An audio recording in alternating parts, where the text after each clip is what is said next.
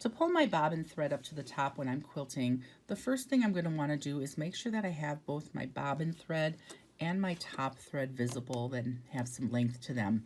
That's going to help me pull through that bobbin a little bit easier.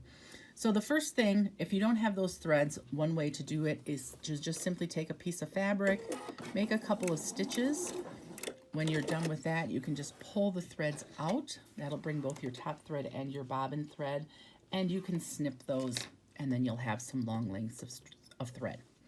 So then to get started, what I'm going to want to do is place my quilt sandwich where I want to start my quilting.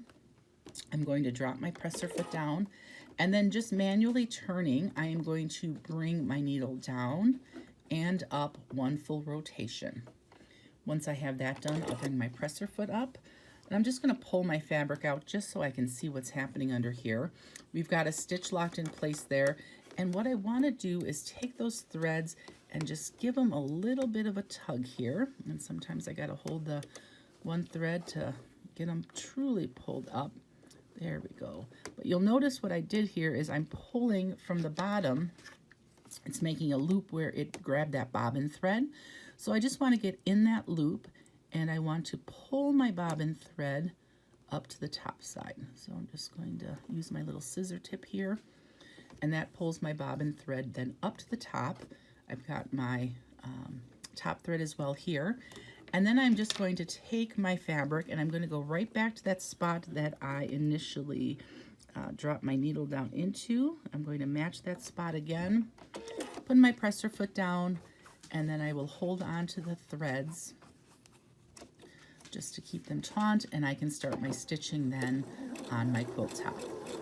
I will go through all of my necessary quilting until I'm at the end, and here again, if I'm not running off the edge of the quilt, I am going to want to also bring up that bobbin thread and the top thread and keep them longer so I can bury them. So to do that, I'm going to finish my stitching. I will pull up my presser foot and simply pull my fabric away, leaving my bobbin thread and top thread here longer, and I can make a cut and separate those.